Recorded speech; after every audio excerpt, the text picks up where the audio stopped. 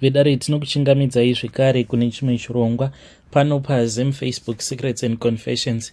Tadzoka zvekare nemamwe mamessages. Rekedzai tibva tapinda mumamessages edu atadzoka takakubatirai. Message yedu yekutanga yakamira sekudai so. Hanzi makadi zvenyu mukoma. Ndinokumbirawo kuti munge muchindipostirawo nyaya yangu makavika uchitupa changu. From the day that me and my husband got married, mukoma. Ndakagara ndatozviona kuti vamwene vangu vainge vasingandidi nanhasi uno havandidi. It has been 15 years of marriage, but ndotozviona kuti vamwene vangu havandidi. Ndokusaka ndauyawo pano ndichitsvakawo ma-ideas kubva kune vadare renyu. Ndoita seiko, should I divorce my husband? But ndinoti kana ndakatarisa vana ndinonzwa moyo wangu uchirwadza. I can say it all started soon after our honeymoon. Tainge tichida kuti tinge tichienda kunogara kwedu tega. Like my in-laws ivo vanogara kuPark Town uko.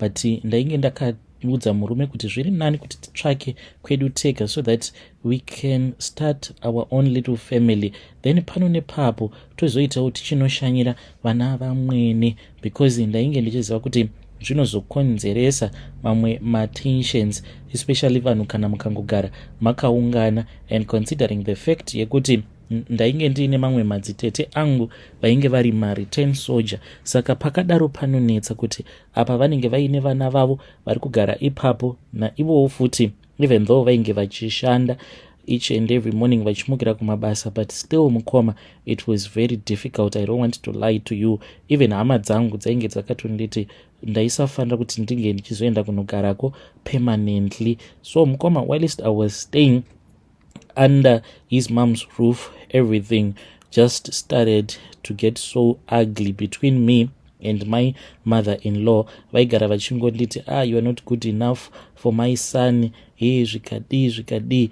One night mukoma nashi ndinorangarira kuti after I had made a special dinner, ndichitoti this is a special food. Saka takati tagara pasi paya tava kutanga kudya. Mukoma nashi vakabva vasundedzira ndiro kwakadaro uko, vakabva vatotanga kutondishoropodza vachiti ndainge ndaisa munyu wakawandisa, and madzitete angu vakabva vatotanga kutondipopoterawo vachiti ndainge ndisingagoni kubika. Ndakabuda panze ndokubva ndatanga kuchema hangu ndakagara panze. Murume wangu akabva anditevera. Akati anditevera kudaro ndokubva vabuda zvekare vachititevera, vakabva vatanga kupopota vachiti ye vakatodyisa mwana wangu, this and that. After that mukoma, ndipo apo pavakabva vazoti I want to show you kuti wewe you are not going to enjoy. If you are stubborn enough not to leave my son, you are going to suffer. Mukoma nashi iniwo ndipo apo pandakazochipiwa mupfuwira.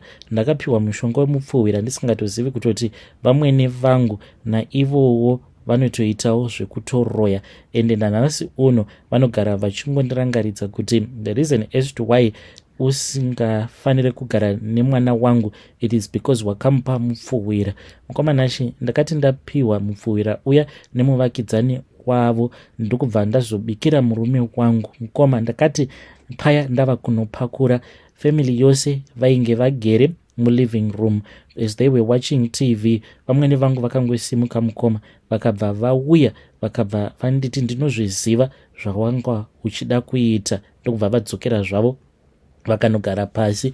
Murume wangu akazodya chikafu chiya, but it did not change anything. Vakazonditi mangwana acho makuseni uri kamuroi. Manje mwana wangu ndakagara ndakatomupa mushonga wekuti kunyangwe ukamupa mupfuwira haumbofi wakashanda. Then takaramba tongonetsana navamwene vangu. One day when I was busy cleaning in my bedroom, ndopa ndakabva ndazoona kuti pasi pemubhedha painge paine kamwe kaplastiki kainge kaine zvitambo zvered nezvitambo zvegreen, uye zvekare mukati imomo mainge muine mishonga yakasiyana siyana. Saka ndopa ndakabva ndachizotaura nemurume wangu ndikamurakidza zvose izvo zvandainge ndaona. Akabva ati hazvinetse, mangwana tichimuka tichazotaura navo amai. But mangwana acho makuseni patakamuka, to our surprise, takashaya kapepa bag kaya, hamene kuti kakatorwa nani or what happened, but takamuka tichikashaya. Then ndakazoona zvekare kamwe kamudzi kainge kari pasi pemattress. Ipapo ndo pandakabva ndazoti ini hangu pano zviri nani kuti ndinge ndichibva pano. So murume wangu akambotanga aramba akati aiwa zviite kuti tinge tichibva pano unless kana amai vati tinofanira kuti tinge tichibva. Ndikabva ndati it is fine, uchasara zvako uchigara naamai vako. So murume akabva ati it is fine, chitsvaka imba. Ndakazotsvaka imba mukoma somewhere else, ndokubva tachizotanga kugara kuya. But kubva ipapo kusvika pari zvino mukoma, I can tell you kuti mumarriage mangu hamuna peace. Like on the outside, murume wangu vanomuona vanokwanisa kutofungidzira kuti uyu ndiye murume anoda mhuri yake. Handina chandisingaitirwe mukoma. Even when I post pama statuses, ndinokwanisa kungotengerwa mapresents nemurume ndotoposta paya, so much that even my friends angu vanenge vachitorwadziwa kuti imimi ndimi vanhu vakaroorwa. But mukoma vanhu havazvizivi kuti ndinoshungurudziwa nemurume. Unoziva iya inonzi emotional abuse, and sometimes anokwanisa kutonhonga something kana banga achiti ndoda kukubaya, but after that ndinozoona kutoti inenge iri mhepo, because anobva atotanga kutochema achiti very sorry my wife, I did not even mean it, even whatever that I said I did not even mean it. Saka semunhuwo anoda marriage yake, mukuzofamba umu mukoma, I want to confess, I know kuti vamwe vanhu vachandijaja, but please try to put yourself in my shoes. Kana ukaramba ongoshungurudziwa nemurume, ndipo paya pekuti unozongotsvakawo munhu wekuti anokunyaradza. It all started mukoma pandakaenda kune vamwe madzibaba. Ndakati ndaenda kwavari ndaitova nezidepression rangu, vakabva handizivi kuti vakandishandisira here minamato kuti ndinge ndichizotanga kuvarota kana kuti it was because of my state of mind. Ndakazodanana navo madzibaba ivavo, but ndingangoti takadanana for almost 2 months. Ndikabva ndati ngatisiyanei nazvo, because I was really feeling bad about what I was doing. Saka panguva iyoyo pandainge ndichidanana navo, vakabva vazonditi vainge vakarotesewa hope. Kuhope ikoko vakaona vamwene vangu hanzi vainge vachifamba musango vakabata banga vasina kupfeka, vachiratidza kuti ivo vanotoroya. Saka hanzi vakabva vazondiona ndokubva vazondidaidza paya. Ini hanzi ndakatongofamba ndokubva ndaenda pavainge vari, ndikabva ndapfugama. Hanzi vakabva vazotanga kundidira tsvina. Vainge vava nerimwe zidishi, muzidishi imomo mainge makazara tsvina yembwa. Hanzi vachinditi sekusema kwaunoita tsvina yembwa ndokusemewa kwauchaitwawo nemwana wangu. So ndo situation iripo paground mukoma nashi. Murume wangu unondisema zvezvo zvekutoti anotondibudira pachena kana akagarwa nemhepo yacho, zvekutoti anototi I regret. Unoziva dai hangu ndakagara ndakaroora nhingi uya, it was going to be far much better than kuroora a useless person, a nonsense like you. And mashoko iwawo anondidzimba mwoyo mukoma, handidi kukunyeperai. Saka ndichiuyawo pano padare renyu, ndinodawo kuti mhuri yeZimbabwe inge ichindibatsirawo nemazano. Ndoita sei? Should I just break up with my husband, kana kuti should I just fight for my marriage, fight for my husband and also fight for my kids? Kana mukaposta nyaya yangu ndiziviseiwo mukoma nashi, ndichange ndichizotevererawo ndiri mucomment section. Hongu ndinoziva kuti ndakatadza, ende variko vamwe vanhu kunzoko vachandijaja nekuda kwekuti ndakazochita murume wangu, but it was because of my stresses, the pressure, nekugara ndichingoshoropodzwa nekublockwa almost nehama dzose dzemurume wangu, because kana varisa vamwene vangu ivo vanotyiwa nehama dzose dzemurume wangu. Saka they all dance to her tune. Ipapo patakangonetsana paWhatsApp mukoma nashe, vakabva vabuda mufamily group. Munozviziva here kuti takazongosara tirimo tiri tega, tiri 2 mufamily group muya tiri ini nemurume wangu. Then ndokubva vazogadzira ravo family group mukoma. It was only after vazotikumbira mari painge paine mari yainge ichidiwa yekuti pange pachizotengwa a tombstone. Saka isusu we are the ones who are financially stable. Ndipo apo pandakazotoona ndava kutoedwa zvekare mufamily group, so everyone is scared of her because vanhu vanozviziva kuti ivo vanoroya. So with this situation that I am facing, ndinodawo kuti mhuri yeZimbabwe inge ichindibatsirawo muchindipawo mazano. Should I just walk away? Hey vedare, ndo message yandakatumidzirwa ichibva kuna vanzvadzi vedu. Ngatizame kuti tinge tichitaura navo mucomment section. Hanzi ndongomusiya here murume uyu, ndoitawo sei? Ngativabatsireiwo mucomment section. Zvakangoma hazvo veduwe. Rekedzai vataenda panyedu inotevera. Nyedu inotevera yakamira sekudai so. Hanzi makadi zvenyu mukoma, ndinokumbirawo kuti munge muchindipostirawo nyaya yangu makaviga chitupa changu. So inini ndine imwe friend yangu uyo wandichati Tari, not a real name. So ndiye akaita kuti ndinge ndichizouya kuno kuSouth Africa. Pandakauya kuno kuSouth Africa takabva tachizotanga kushanda tese.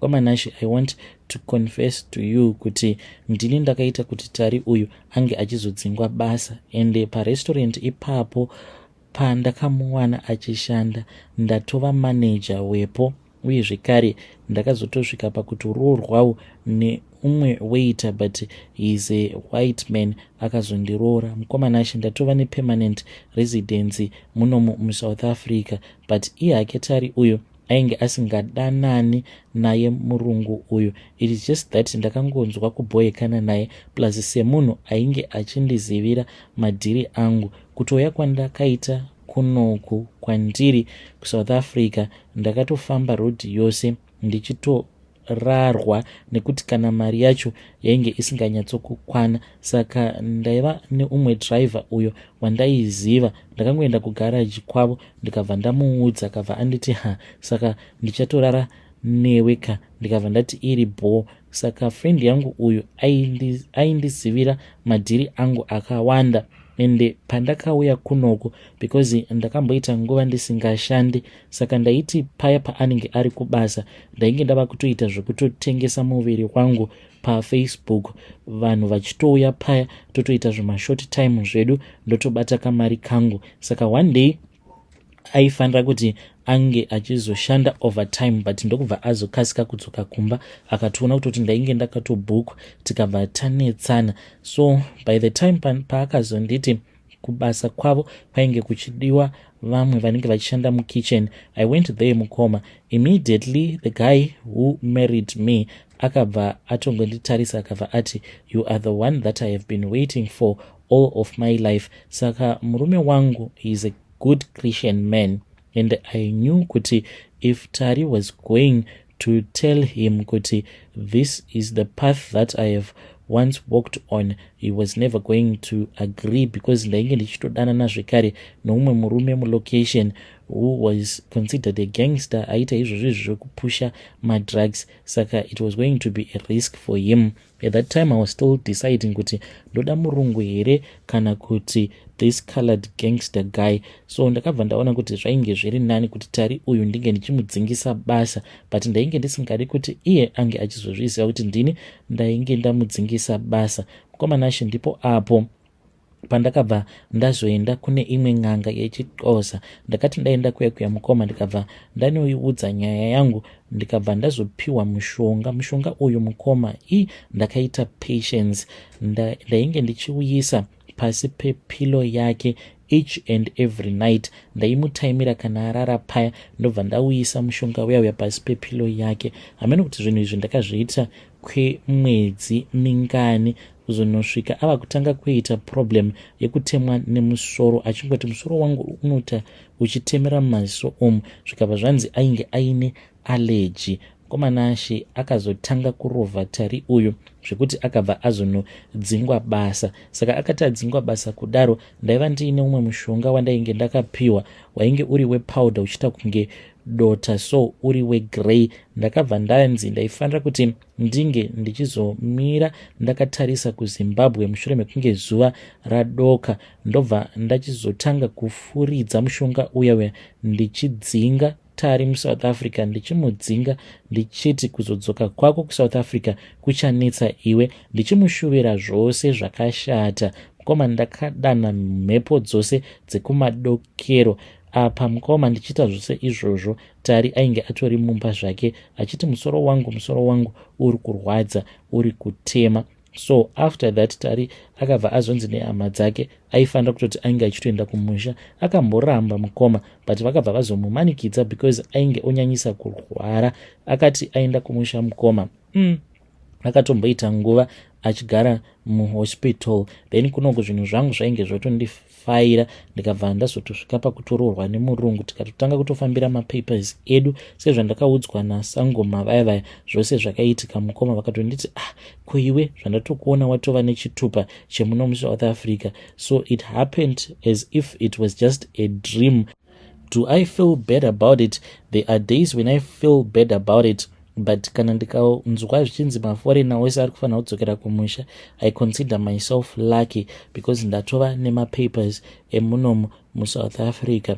But mukoma, what I have learned about godo, mweya wejealous, the spirit of jealous, it is like poison because it destroyed me from the inside. Kunzwa kuti mwoyo wangu iko zvino wasviba, wawodzwa neshavi iroro regodo, that demonic spirit that causes jealousy. Mukoma nashi, there was so much toxicity between me and my friend by the time that she got so sick, because she was saying that inini I was now succeeding in ways that she had failed to succeed.